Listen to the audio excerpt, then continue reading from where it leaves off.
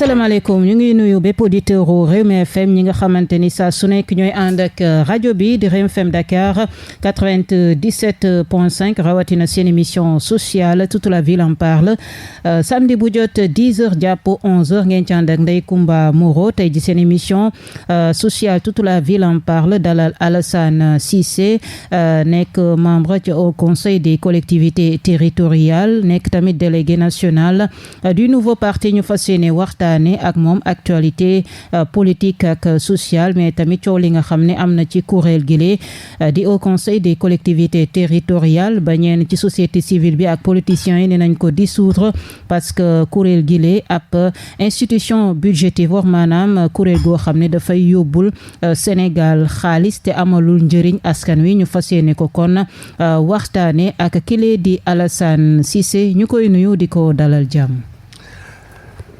aleykum wasalaam Ndeye Comba maa ngi lay nuyu di nuyu sa auditeur yëpp di ñaan yàlla liñ fiy wax mu amal njëriñ nit ñi. voilà ñu lay remercier aussi si sa disponibilité tey jii laaj bu njëkk buñ lay laaj moom mooy lan mooy au conseil des collectivités territoriales moonte day kuréel gi mu ngi fi commencé yàgg biñ ko tegee ak léegi mais ci ñu bëri ci askan wi xamuñ sax HCCT au conseil des collectivités territoriales mooy lan lu muy jëriñ lan nga ñu ci mën a wax Alassane Cissé. au conseil des collectivités territoriales xalaat bi mu ngi juddu 1998 ci biir Union africaine boobu fa lañ ko waxtaanee daal di ko fay. 1998. ci la xalaat bi am ñu waxtaanee ko foofu daal di wax pour dëkk yi xalaat ci CEDEAO jël ci ndogal wax dëkk yi pour ñu defar au conseil des collectivités territoriales comme chambre boo xam ni du mel ni député waaye chambre consultative la 2013 2011 UEMOA daal di jël benn acte additionnel numéro 2 du 30 mai 2011 daal di créer ci biiram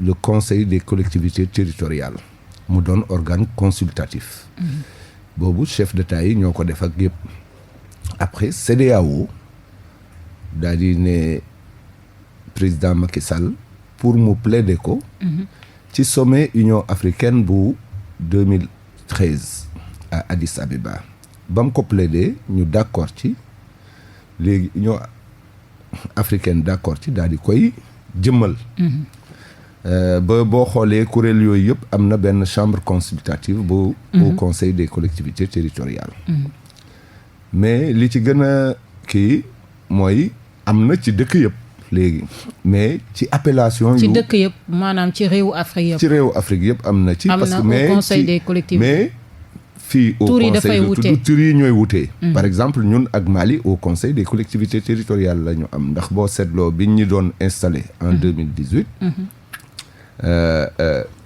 kii ñële seen président mu ngi fi woon donc du loo xam ni dafa judd nii rek loo xam ni la dafa concerner le parce que li nit ñi bëgg mooy am ci dëkk yi ay territoires yu viable loolu moo tax au conseil jóg fii ci Sénégal tamit même kii boobu la am configuration boobu nekk chambre consultative di liggéey ci li ñuy wax décentralisation aménagement du territoire bonne gouvernance ak yooyu bëri na pàcc yu mu ëmb maanaam bu Sénégal dina am 150 conseillers mais conseillers yooyu naka lañ leen di tabbee maanaam comment naka lañ leen di tabbee comme par exemple yow naka lañ la tabbee ci au conseil bi conseil yi dafa am ñaari wàll benn wàll bi dañuy jógee directement ci département yi lu mel ni département Dakar dafay am 3 conseillers au conseillers yu fiy jógee am na département yu am benn selon la géographie. ak population bi population électorale bi. parce que ñu koy élire mooy les grands électeurs ñi ñuy wax grands électeurs mooy conseillers municipaux yi ak départementaux yi. donc. kon nekkul élection bu yomb nii nga xam ne président dafay jékki-jékki defar listam ni ñii def naa leen ay conseil dafa am ay normes yu ñu war a respecter.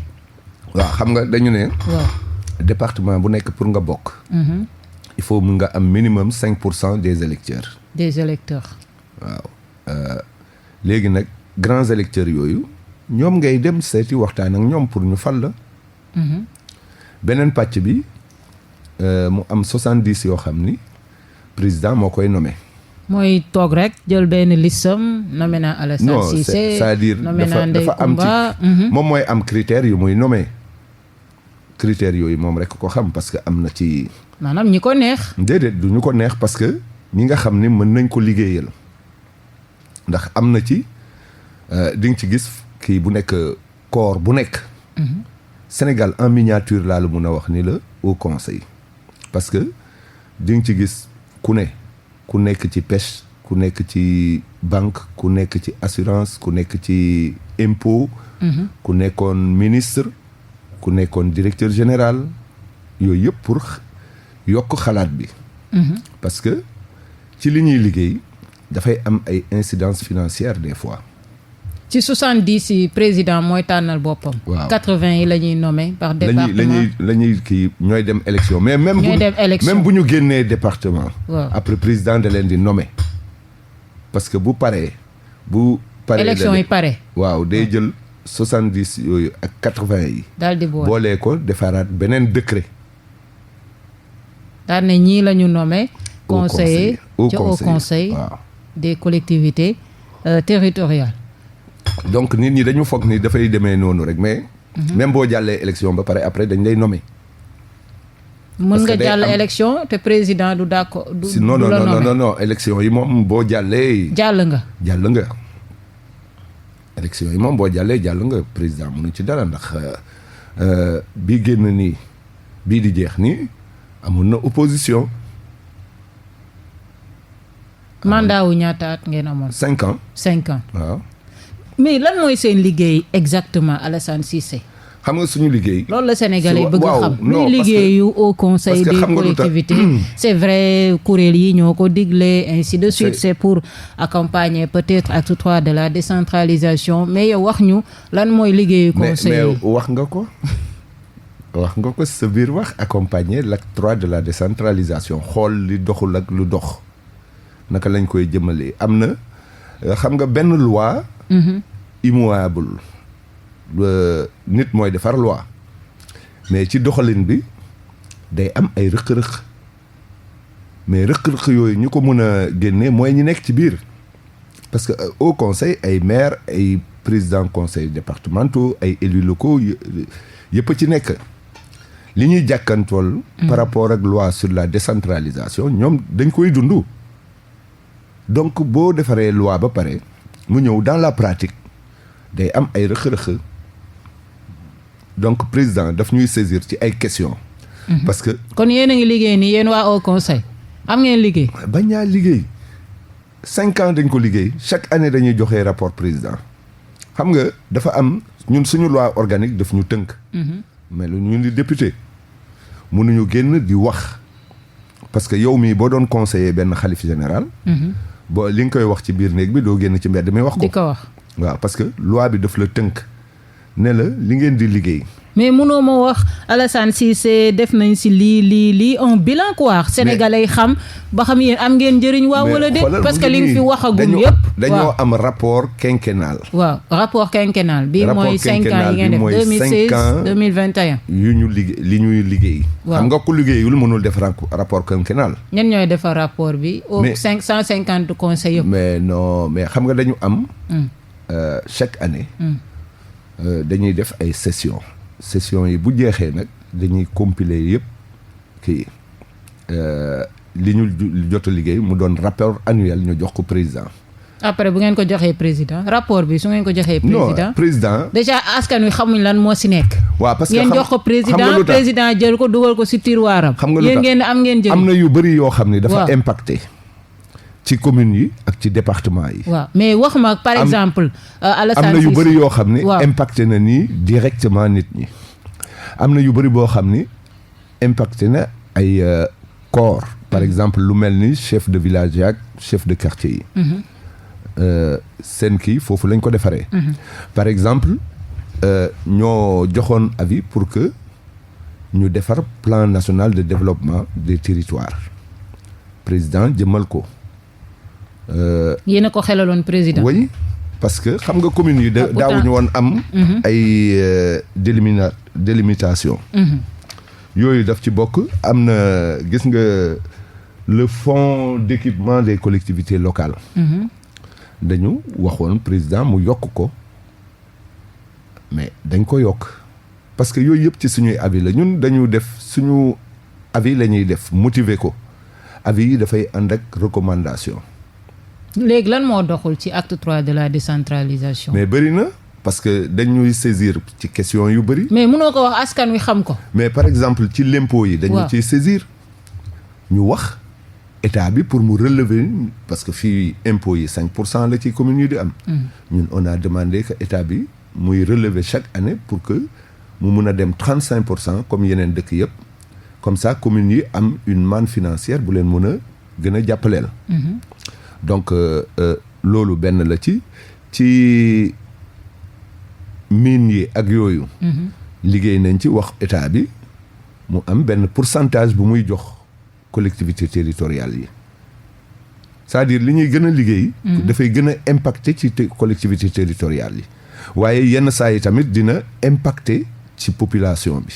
kon yéen Macky mi ngi leen di déglu yéen li ngeen di wax. mais bien sûr que mu ngi leen di déglu mi ngi jëf. parce que li ci bëri.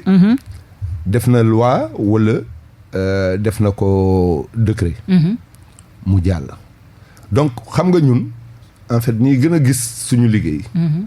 mooy communes yi ak département yi parce que ñoom ñoo nekk en contact direct ak population yi parce que ñi nekk au conseil tamit dañu jógee ci communes yi ak département yi donc xam nañ lu ñuy dund. ñoom ñooy gën a xam seen njëriñ. voilà parce que foofu lay impacter ci politique décentralisation. parce que pourtant nekkoo leen fi woon. te communes yi ñu ngi doon doxal seen. dox oui mais toujours dafay. avant kuréel gi di ñëw. xam nga gouvernement mënul wax ak commune par commune di régler commune par commune. kii chambre la boo xam ni dafay permettre élus territoriaux yi di wax. di waxtaan parce que ñëpp ci département la ñuy jógee. donc xam nañ lan moo nekk seen département yan goulot d'étranglement mooy tax ba commune bi mënul dox département bi mënul dox. léegi rapport bi nga indaale fii ci studio bi. waaw rapport bi si tënk lan moo si nekk. rapport bi. jox ngeen ko président ba pare. rapport bi. lépp ci nekk 5 ans yi jox ngeen ko président ba pare. joxaguñ ko woon. kañ ngeen ko koy jox. parce que présidente bi bu ñëwee dina ko organiser jox ko président bi mais dama la bëgg a wax ni. li ci nekk mooy tënku liggéeyu 5 ans yi. comme yeneen kuréel yi ni ñuy defaree seen rapport jox président. mu dugal ci tiroir. non xam nga Sénégal dafa. yow journaliste waroo wax loolu. xam nga lu tax. parce que président. du moom mooy lire rapport yi. dana ko jël daal di koy jox conseiller yi nga xam ni. ñoom en charge loolu ñooñu defal ko note. noonu lay demee c'est-à-dire administration maanaam est-ce que dina am jeexital. dina am jeexital am lu mu apporter. en fait xam nga dina am jeexital. parce que bu amul woon jeexital même su ko liiree sax après te. dama lay wax rek li tax muy am jeexital. ñun ci lu bëri li ñu liggéey président def na ko loi wala def na ko décret présidentiel. mu jàll donc am na li ñu liggéey mu ngi koy déglu parce que politique décentralisation aménagement du territoire bonne gouvernance yooyu yëpp daf ci bokk donc ñun te dañuy bokk ci suivi évaluation wu politique de la décentralisation. mais gisoo ne seen lim bi tamit dafa bari 150 conseillers. non bariwul dafa normal pour la population. lu normal te tamit dégg naa salaire yi bari na woto yi bakkane na Alassane Cissé dëkk dafay am institution bu amul institution dootul dëkk. ngeen dem ba mel ni ay député di leen jox ay oto di leen jox ay mais oto yooyu da nga foog ni dañ ñu koo may. waaw oto yi après su ngeen paree da ngeen koy mais oto yi ñun dañ koy fay su mandat bi jeexee comment ça se fait. oto yi mayuñ ñu ko. waaw dañ ñuy dagg suñu salaire. dañ leen di jox oto pare di leen ko dagg. waaw dañuy participer à l'achat dañuy dagg chaque weer donc mayuñu ñu ko. xam nga. boo dul dem vers l'information. information bi du ñëw ci yow. waroon nga jël sa micro oto yu bakkane yi. mais même bu bakkane mayuñ ñu ko. même bu bakkane askan bi ñoo bëgg a xam. non kenn mayuñ ñu ko du man taskatu xabaar bi maa bëgg a xam. waaw parce que yow taskatu xabaar bi. sa liggéey mooy. waaw boo déggee dara. waaw doo dégg mu ne. moo tax ma indi la fii waaw tey nga ma doog a indi mais mosoo jóg. dégg ma Alassane moo tax ma andi la fii teg la fii yow ak sa confrère yi askan wi di la déglu ma lay laaj ngay tontu yow ak sa confrère yi mosu leen jóg waaw defi reportage xool lan mooy au conseil et pourtant session bu nekk ay journalistes dañ fay nekk journalistes yi dañu accrédité wu foofu di fekkee session yi suñu session du session boo xam ni c'est fermé non c'est public du huis clos du huis clos c'est public kenn liirul suñu xam nga booy wax dara da ngay dem nga liir loi organique bi mais kenn liiru ko parce que bu fekkente ni da ngeen di am jàq-jàq si lan mooy lii c'est parce que gëstuwu leen ci yéen superficiel bi rek ngeen gis mooy oto yu bakkane salaire waaw moom la askan wi di gis léegi yéen kay problème de communication si yéen la nekk parce que yéen nekk fi di liggéey ak nee nga liggéey bu am solo bi nga xam ne yéen a ngi koy liggéey mais sénégalais yi laa la waxuma la ay taskatu xabaar ainsi de suite sénégalais yi si boppam boo génnoon fii laaj leen HCCT xamuñ ko waaw parce que xam nga lu tax waaw am na déficit ça pose problème am na déficit de communication ci ñun waaw mais ña nga fa xam ni ñooy fekkee suñu session yi tamit relayer wuñ ko normalement benn frange la ci taskatu xibaar muy taskatu xibaar non xam nga taskatu xibaar bu fa bëgg a ñëw waaw du ñëpp terewuñu kenn nga ñëw session mooy li ma la wax rek que session yi c'est public kenn terewu ko non da ngeen war a d'accord ne am ngeen problème de communication oui problème de communication ay benn groupe taskatu xabaar à chaque fois ñooy ñëw non du benn groupe non dama ne man instant bi sax weesu naa ay taskatu xabaar ay journaliste man askan wi laa lay wax mais askan bi pour mu xam dafa am ñuy relayer kon yéen a am problème de communication askan bi pour mu xam waaw dafa am ñu koy relayer waaw ñi koy relayer mooy ñan mooy taskatu xibaar yi waaw parce que boo fekkee penc xam lu nekk ci penc ba war nga relier la amoon ci penc ba pour nit ñi xam boo ko wasaaree nit ñi xam mais déficit boobu dafa nekk ci ñun nekk ci journalistes yi parce que gëstu wuñu bu baax bu ñu gëstu woon xam parce que dañuy fekkee débat yaak yëpp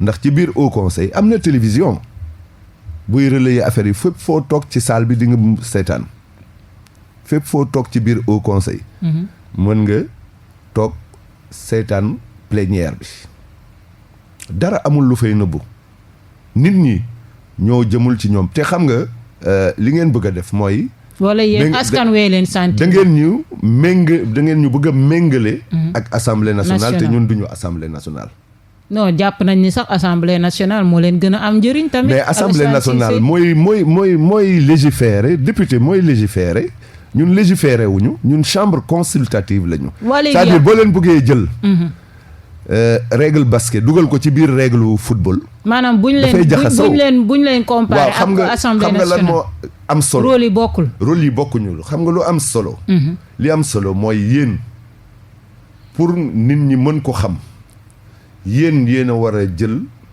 def reportage ci biir pour won nit ñi la fa am ak lan la ñuy liggéey d'abord parce que ñun xaaral ma wax la ñun dafa am lu ñu tënk ñun déjà mooy mënoo divulguer rapport kon li nga indi fii mënoo si wax dara mën naa ci wax yenn yoo xam ni am na jeexital comme am na yenn yoo xam ni mënoo si dugg mu ngi nekk en cours d'exécution mais dama la bëgg a wax ni rek ni dañuy liggéey ñun suñu loi organique daf ñu tënk nañu li ngeen di liggéey da ngeen di ko jox exclusivement président de la république kon xam nga loolu buñ la ko sasee mënoo taxaw ci biti naan lii wëg lale mais mën nañu ci wax sans dugg dans les détails. Mais war ngeen def.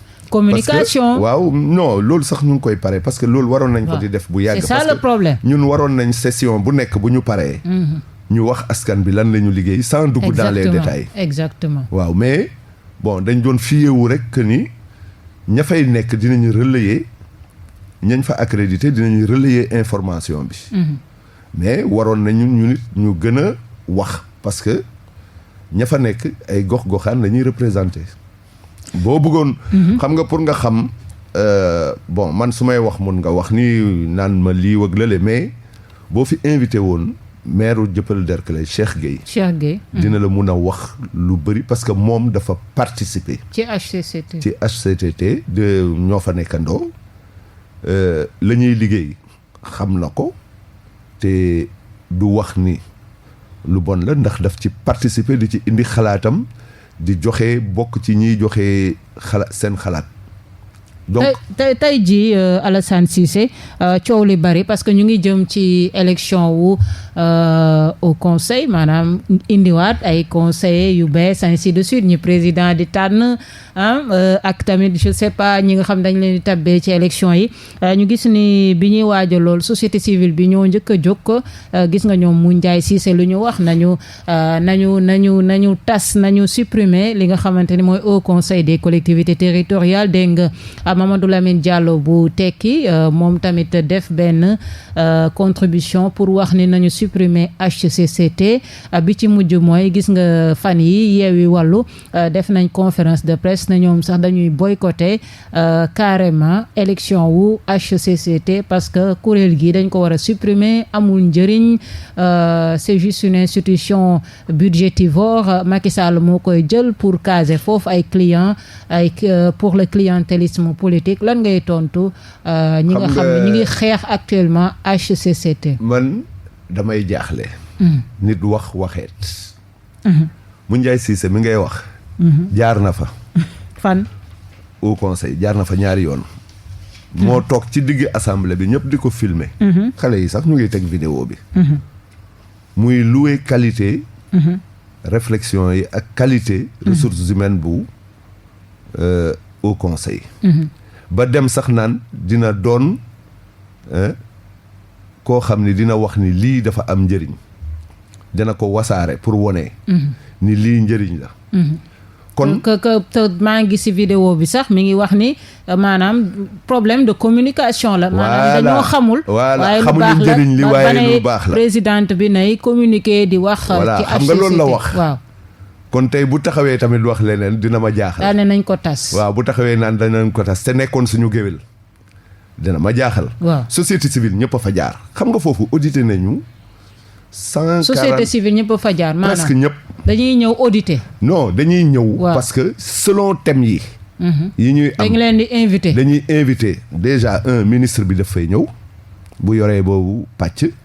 ak directeur généraux yi ak.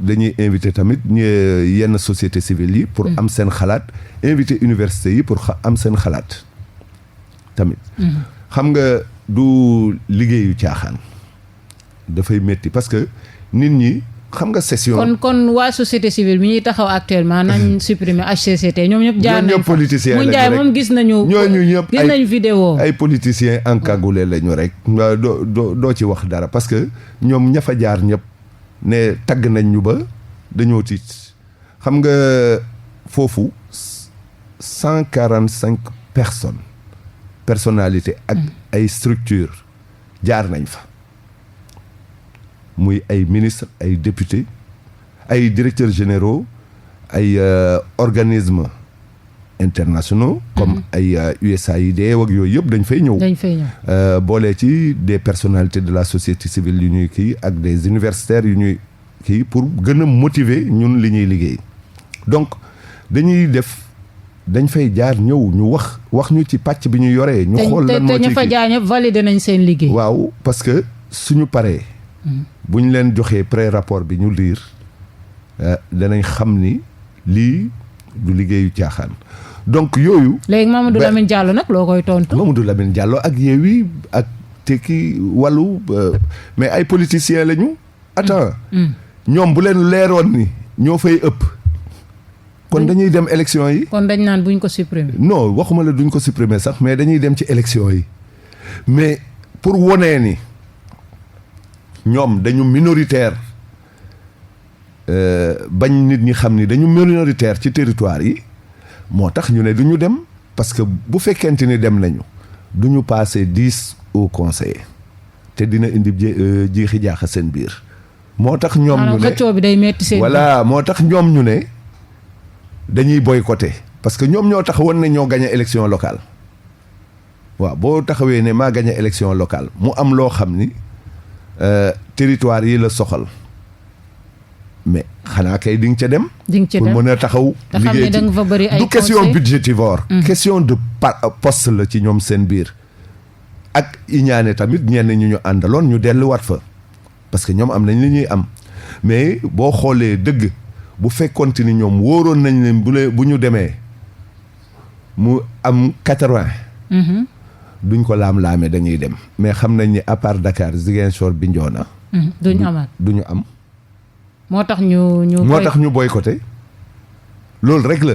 mais leen ngay tontu sénégalais yi xalaat ne au conseil c'est juste pour caser ay clients politiques. xam nga bu doon caser Macky Sall amul lu mu leen nommé amul fu mu leen dugal. mu créer conseil bu doon caser clientèle politique rek 150 yëpp lay nommé da koy def comme.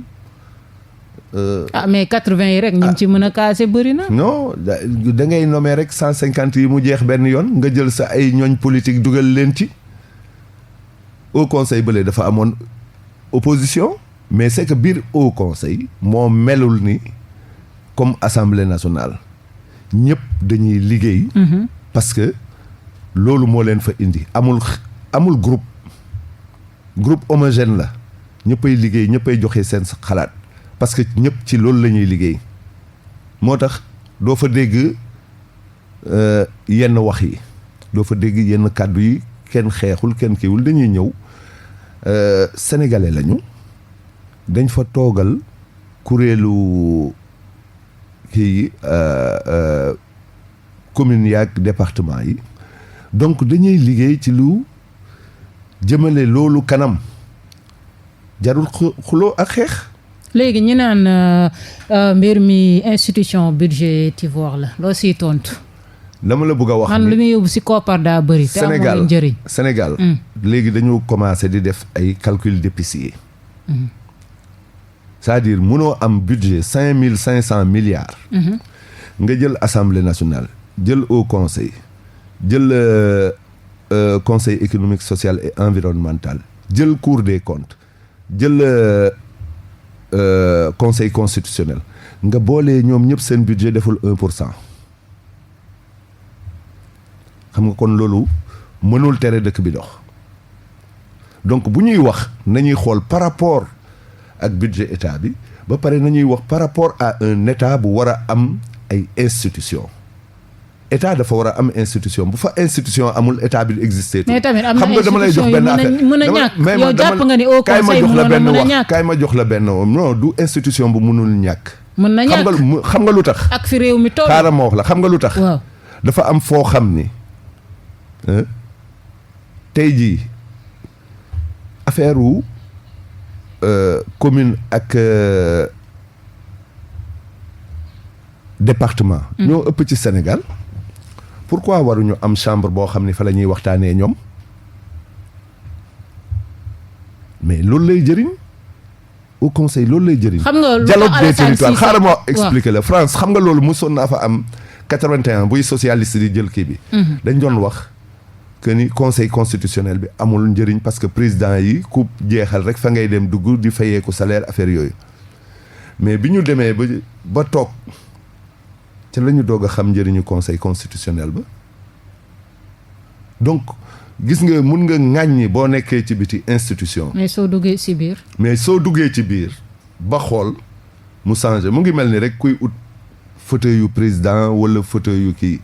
day ŋàññ ci doxalan bi mais gis nga chaise bi boo ci toogee. beneen nit ngay doon te di nga gis loo xam ni xamoo ko woon. réalité face à la réalité. réalité xam nga réalité bokkul ak rêve. xam nga kuy gérer une réalité bokkul ak kuy gérer des rêves parce que kooku dafay jàkkantoog difficulté yi nii muy xam lan la donc noonu lay demee dëkk mooy li ma la wax dëkk bu amul institution dëkk ba day nërmeelu. mais xam nañ loolu Alassane Cissé mais fii Macky bi mu fiy ñëw dafa fekkoon lu ñuy wax Sénat en 2012 inondation yu métti amoon automatiquement bi mu wàccee Sénégal daf ne dañuy supprimer Sénat xaalis bi nga xam ne moo doon dem foofu ñu jël ko dugal ko ci wàllum xeexum mbënd mi donc ñu ne moom bu demee ba supprimer Sénat pourquoi waruñ mën a supprimer benn HCCT boo xam ne peut-être mën na ñàkk. parce que les priorités sont ailleurs. Sénégalais yi ñoo ko fa samp. si nan si kii bi. ci référendum ba. piège la Sénégalais yi ñoo rek non kenn piégé wu leen. parce que référendum nga dugal ci ay 6-7 points. 15 points la woon loolu laa wax Sénégalais yi plébiscité 15 points yëpp. mais xaaral rek ma wax la. par voie référendaire lañ ko jàllalee. déjà loolu dañoo nax sénégalais parce que référendum booy indi da ngay indi benn question affaire mandat moo gënoon soxal question yi. mais indi 15 points ay points yoo xam ne ay piège la dugal ko si biir référendum bi ñu valider ko. xam nga lañ doon wax piège yëpp. waaw doxalin bi wane na ni piège amu ci. parce que. bi ñu avant pare référendum bi commencé di doxal. waaw mais nit ñi gis nañu Macky nu muy supprimer Sénat yow nga ne d'accord mu supprimer HCCT. mais est-ce que moom daf la wax ni daf koy supprimer. moom daf la wax ni daf koy supprimer. lan Macky Sall. non dama ne la naka la ñuy supprimer Sénat te waruñ mën a supprimer HCCT Sénat pour yow instant bi moment bi amuñ yeneen urgence yu ñu war a gérer référendum bi dafa tax ba. constitutionnellement. au conseil bokk ci constitution bi. nekk 4e institution. dégg nga. donc lekkukaay xaalis. donc bon yow selon du bord où on se situe. on peut dire que ni baax na ou lekkatu xaalis la. mais dafa bokk ci constitution bi. ba pare dafa am loo xam ni peut-être que li ngay wax rek vulgarisation wu. au conseil déficit communication boobu moo tax perception bi donne une perception négative. mais yaakaar naa ni ñii ñëw danañ corriger boobu loolu amoon fa mooy bañ a wax bi. léegi yéen ñi nekkoon conseil est-ce que mën ngeen nekkaat conseil. bien sûr dara terewu ko. Alassane Cissé luy loolu. si naka. yow noo duggee woon président moo la nommé woon. wala élection nga jaare non président moo ma nommé woon. président moo toog nii rek. Alassane Cissé neex ko ñu bind turam. kaase Alassane Cissé dafa xam Alassane Cissé. moo tax kay yow ngay xeex. non man xeexuma xam nga lu tax xeexuma. waaw. dafa am ñu wax. waaw te ñi wax ci seen biir. waaw ña bokkoon ci ñoom. waaw doon liggéey foofu. bu ñu leen waxoon ñu wax contraire li ñii di wax. parce que bés boo tendre sa micro. ñi nga xam ne ci opposition la ñu nekkoon. ñëw nekk au conseil. bés boo leen tendre sa micro di nga dégg loo xam ni. mosoo ko dégg. parce que dañ ci bokk liggéey pendant 5 ans. kon xam nga gis l'accessoire bàyyi l'essentiel moo am. kon yow instant bi Alassane Cissé président moo la nommé woon président mën na la nommé waat encore 5 ans. donc dara terewu ko. si yan critère la président nommé woon. moom moo xam lu tax mu conseiller ca au conseil. moo xam lu tax mu apprécier. parce que foog ma casé Alassane Cissé amal na ma njëriñ wala amal na ma. waaw mais Alassane fii gis nañ fi ñoo xam ne am nañ 5 postes bul ne ma Alassane mi ngi doon liggéey. fii gis nañ fi ñoo xam dañuy cumuler plusieurs postes. comme ñan. non bari na. déet xam nga nit booy wax dara. da ngay joxe un exemple précis. waaye yaa ngi doon liggéey mais xam nga la rumeur. non dama ne la par exemple fii gis nañ fi ñuy cumuler plusieurs postes. boo nee nit dafay cumuler plusieurs postes da ngay naan diw dafay cumuler plusieurs postes. dama ne la parce que xam nga lan moo gën a je ne vais pas personnaliser le débat. non dama ne yow ngay liggéey terewul biñ la nommé accepté nga poste bi. waaw loolu laa la bëgg a wax. mais liggéeyatuma feneen lu dul foofu. bi ñu la nommé da nga arrêté foofu nekk conseil. waaw te léegi président mën na la nommer waat. waaw dara terewu ko. si ban anam. mais ci ni bindaat la nii comme ça. non parce que du bindaat nii comme ça xam nga réew. ku nekk am na fu mu koy jëriñ. mun na xalaat ni foofu mënatuma ko fa jëriñ mun na ma yóbbu feneen c'est-à-dire du problème wu. poste xam nga réew foo toll rek. mun nga ko liggéeyal même jardinier bi day liggéeyal réew. donc bu ñu xool. l'accessoire bàyyi l'essentiel. xam nga essentiel bi mooy lan lañ la dénk nga def ci sa aqulay tàlla léegi nag bon bu fekkee Sénégal dañu bëgg même ministre député que au conseiller wag yëpp di jël car rapide nañ ko wax. non parce que xam nga Sénégal dafa am benn affaire waaw. les gens accessoire bi la ñuy xool. liñ ci am. waaw jox nañ ko oto jox nañ ko carburant jox nañ ko passeport diplomatique. mais loolu dafa ànd ak liggéey bi ngay def. mais bu fekkente ni dañuy dem waaw xam nga bu fekkee misérabilisme moo ñu bëgg a dal. ñu bëgg tamit ministre yeeg DG kii ñëpp di jël car rapide ça pose problème. xam nga misérabilisme boobu ñu bëgg a def ci dëkk bi. waaye tamit ngeen sóoraale askan wi dëkk bu avancé budget avancé. waaw waaw. gis nga état dafa war a ña fay liggéey ñu koy liggéeyal. mu mettre leen à l'abri du besoin gis nga bu leen mettre à l'abri du besoin. ñooñu ñooy jaay état ba. donc gis nga li ñuy wax noonu ak calcul d'épicier yi ñuy def waaw boo jëlee lii kii mais attends inondation yi nga doon wax boobu ba ñu génnee Sénat bi. après dañu xool def plan décennal bi mu ngi dox. ndax fa na mu doon inondé tew ko Ndakaaru moo inondé cette fois-ci. parce que Ndakaaru moo jot li nga xam ni moom lay jot ci année. ci benn bés. et c'est normal que mu am inondation parce que fépp foo xam ni yow li nga doon jot ci ndox. ci année bi nga jot ko ci benn jour foog nga inondé amul benn dëkk bu nekk à l'abri des inondations. donc daal inondation bu mu tax ñu tas seen kuréel. ñu laaj la tamit si beneen ponk suñu kuréel loolu tas ko. yow daal Alassane da ngay c'est tout à fait normal. mais dama lay wax yaa ngi bokk ci au conseil bi non du. munoo d'accord ñu tas au conseil. dama ci bokk. waaw dama ànd ak président ba kenn àndul ak moom. d'accord ci lu vision wam.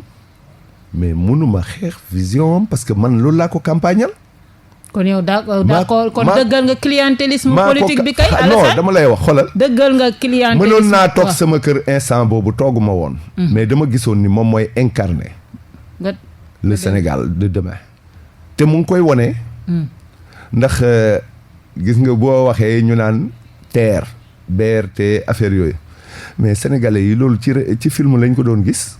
léegi ñu ngi koy enjoy dëkk bi normal de dëkk ba ñaa normal xaaral dëkk nag lu koy normalé dëkk bi dara baaxu dëkk lu koy normalé du état mooy créer ay emploi état day defar condition yoo xam ne dinañ créer privé national bi ban emploi la ñu créer mais privé bi dañoo am doole bu ñuy créer ay emploi Maroc ba mu amee problème boobu privé national bi mu ñëwee ñëw ci roi bi di ko wax ne ko dañoo bëgg kii daf leen ne boo leen juboowul du ma ci kii du ma ci def fii ñaata kii patronat la am. kuréelu patronat. waaw bari na. mu ngoog kon nag ñoom bu ñu jubboo woon ba créer seen banque am garantie état yorewul xaalis bu muy joxee nii état da lay jox marché nga préfinancé ko après mu fay la. mais donc gis nga bu fekkee booloo mooy doole. kon daal da nga bëgg a wax ni yéen du ngeen xeex ñàkkum xëyum ndaw. dama ne la xëyum ndaw yi gouvernement bi mu ngi ciy xeex. xeex ban xeex mu ngi def lu mu mën ci xëyum ndaw yi. mais ñun suñu privé national may ma nag yéen da ngeen di nax seen bopp suñu privé national ban usine la créé. yéen da ngeen di nax seen bopp bu fi indi privé état la ñu wax. mais état. waaw président Macky Sall njiitu réew mi. lan lay apporter nga may indi ay privé national ban état nga gis fu ngeen di langaamu ban état nga gis muy créer ay emploi yu bëri état déggoo li ma la wax. dafay créer les conditions. Voilà. pour que investisseurs yi mën a investir. mais les conditions ne sont pas réunies. mais ñun suñu investisseurs yi privé national bi lan la ñuy def tabax kër ak yooyu. waaw dañu investir ci suuf bàyyi investir ñu ci industrie ñan ñooy investir ci industrie les étrangers yi fiy ñëw. pourquoi ñun suñu kii yi mënuñ ko def tey jii boo xoolee tabaski jot na commerçant yëpp yokk. prix ça pose problème. Auchan nekk fi di jaay même prix. waaw loolu dalay won cupidité. parce que ñi nga xam ne ñoo war a faciliter le Sénégalais yi ñoom ñooy yokk bu màggalu Tuubaa jotee. ñu yokk paas yi doublé. te pourtant gasoil yokkuwul. dara yokkul. mais loolu tant que ñu ngi toog naan lii non. parce que dafa am loo xam ni Sénégalais bi ci boppam moo ko war a sàmm. léegi Alassane Cissé temps bi pratiquement jeex na dañ lay laaj sa xalaat ci reconstruction bu hôpital Le Dantec parce que dafa occuper actualité bi gis nga fan yi yëpp ñi ngi wax président joxe benn ultimatum pour ñu démarrer ci septembre bile reconstruction bu hôpital Aristide Le Dantec mais dafa mel ni mesure d'accompagnement yi dafa des ba ñu fay liggéey dañu jaaxle lan mooy ci sa xalaat par rapport ak situation bi nga xam ne actuellement seen directeur wax na waaw ni kenn du perte emploi que lépp dañuy délocaliser services yi ci yeneen hôpitaux yi mais man damay jaaxle léegi ci Sénégal mécanicien day toog docteur bi wax mujj weddi ko nit ñi gëm mécanicien bi ana docteur ak architecture ba ciy wax xam nga yëf yi dafa bëri jiixi jaaxa boo demee France hôpital américain bu Neuilly moo gën a rëy te pourtant en hauteur lañ ko construire 15 000 mètres carrés la 15 700 mètres carrés donc hôpital mun na bañ a soxla 6 hectares parce que léegi jumtukaay yi ak xarale yi. tax na ba nga xam ne bëgg a jaay tamit les 3. mais pour financer. finance état amul feneen fu mu mën a jëlee ay koppar bu dul ci 3 hectares yi. mun na lebi. waaw mun na lebi. wala mu def ko BOT. mais ba tey jii man bu ma ko defee BOT bu ko defee BOT man maay gérer hôpital bi selon ni may récupérer lay yokkee prix door sénégalais yëpp dootuñ fa mun a dem. day nekk genre privé. dafay mel ni dañuy privatiser hôpital bi pendant benn durée par exemple 25 ans wala kii pour ma retirer sama bëy alors que état jël ci patrimoine am jaay financé tabax. sénégalais yëpp est-ce que gënu woon état lépp tabax su paree fay. non xam nga lépp question de. gars yi jaay d'accorduñ ci jaay bi lépp question d'ingénierie financière la ñiy wax ne nañ dellu ci projet bu njëkk ba jox ko sénégalais boobu kenn xamu ko ci tabax hôpital te BOT lay def bon donc moom bu boobaa sénégalais lambda bi dootul mun a fay dem Dantec di fa kii faju ndax moom mooy fixer prix yaak yooyu mais état fixé prix moo gën sénégalais yëpp am moom mun cee dugg c'est-à-dire ñun fii léegi dañu nekk ci benn kii boo xam ne loo yëkkati rek. ñu ne déedéet coow li bëri. te coow li ñëpp siy wax. te coow li ña cay wax. sax maîtriser wuñ ko. ña maîtriser bu ñu waxee ñu ne dañ leen ger. dañ leen corrompre ils sont vendus wala léeg-léeg mais ña ko maîtriser boo leen laajee mais. na ngay gisee kenn toog fii di jaay caafam architecte bi tabax immeuble mu ne ko mu toog naan non architecte bi immeuble am bi dafa dëng ak dafa lële. mais peut-être dañu jàpp ni ba kiiwul ak yenn maladies et tout. non yenn maladies yi. ñoom gis nañ ni beneen kii plan bu njëkk bi moo gën. non plan bu njëkk bi BOT la. BOT la. du état bi mooy tabax ni tey tabax ñëw fixé ay prix daf koy kon dafay mel ni état bi dafa privatiser mais état tabax sénégalais yëpp yem ci moo gën mais loolu lii sa état bi di def mais boo demee Europe état yu bëri dañ koy def même France dañuy jaay benn patrimoine tabax hôpitalaat seen reconstruction yëpp noonu la dañuy ne jaratul hôpital di am yenn hectares yi mais parce que mun nañ tabax ci kaw defar ba hôpital bi mucc ayib pourquoi fii nag mu doon loo xam ni dafay nëxal xel yi ku nekk di ci wax joo xam ni yow maîtriser woo les tenants et les aboutissants Sénégal looloo fi am. j'espère que projet bi du durer te tamit emploi dinañ ko sauver comme ni ko directeur bi waxee. mais xam nga ku tabax hôpital bu mucc ayib non seulement employé yi di nga ko kii mais di nga yokkaat emploi yi parce que da ngay soxla ay employé yi kenn kiiwul lan la fu ñu délocaliser fa lay employé yi di dem service bu ñu délocaliser ci benn hôpital fan lañ leen di délocaliser mais ñu ngi leen di délocaliser ci hôpitaux yi ñu ngi leen di délocaliser déploiement service yi xam nga joxe nañu ñoom plan de redéploiement wu hôpital bi wane service bu nekk fu muy dem te waa service boobu ñoo tànn fan la ñuy dem ci ban hôpital la ñuy dem directeur bi wax na ko moom ne xëyul ne jóg leen kii non dafa laaj ñi ngànk service yi ñoom ñu dem ci hôpitaux yi xool fan la ñu war a dem c'est-à-dire nañuy wax li am sénégalais yi moo gën manipulation bi donc perte d'emploi du si am perte d'emploi amu ci manipulation bi moo bëri lu ñëw ñu laal dugal ci politique ñu dugal ci politique wala wax ci loo xam ni dina indi jiixi jaaxa ci xelu sénégalais yi te du sax demee noonu.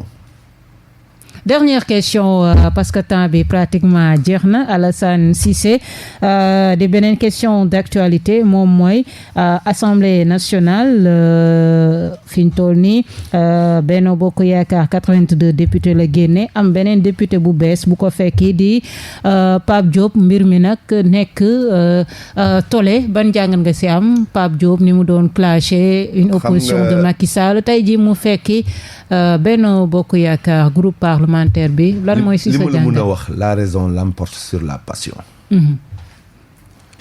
Pape Diop nekk na fi président assemblée nationale nekk président sénat. nekk maire capitale bi. am na fonction yoo xam ni. boo ko occupé ci dëkk. sa raison du la may à moins que nga occupé. nga bëgg a dugal dëkk bi ci instabilité institutionnelle. looloo tax Pape Diop choisir. loolu la wax. non du sax loolu la bëgg a gëmloo Sénégalais yi du sax loolu la wax mais état dafa am foo xam ni boo fa tolloo. blocage institutionnel lay bañ. non seulement blocage institutionnel mais moom ci boppam. dina jomb loolu parce que li mu représenté woon ci état bi. moo tax du fa indi loolu dafa réagir en homme d'état. Pape Diop est-ce que amul luñ ko dig. amul dig HCCT bi amul dig xam nga lan xam nga Sénégal ay président assemblée. li may waxe ngi nii. waaw Sénégal. boo jëlee sa responsabilité. ne lii laay def. ñu ne dañ ko dig dañ ko jox lale. waaw Pape Diop. am na luñ ko dig. Pape Diop dafa ñëw ci état bi waaye ñi jógee ci état bi dem ci opposition bi. ñooñu ak Pape Diop bokkuñu. ñu jógee ci état bi dem ci opposition. waaw ñu jógee ci état bi dem ci opposition bi ak ñu jógee ci opposition bi ñëw ci état bi ñoom ñëpp bokkuñu. ku nekk ak say intérêt du ñu ay transhumant kon du ñu ay transhumant ñoom ñëpp. bu ñuy wax transhumance rek kon nañ ko jàppee noonu. transhumance daal bi Sénégalais yi mooy jógee transhumance ci kër gi dem ci naaj. ci naaj bi dem ci kër gi waaw mun nga nekk ci pouvoir bi mu difficile sa yow nga dem ci opposition bi transhumant nga tamit parce que foog nga ni foofu la ñax bi gën a tooyee kon.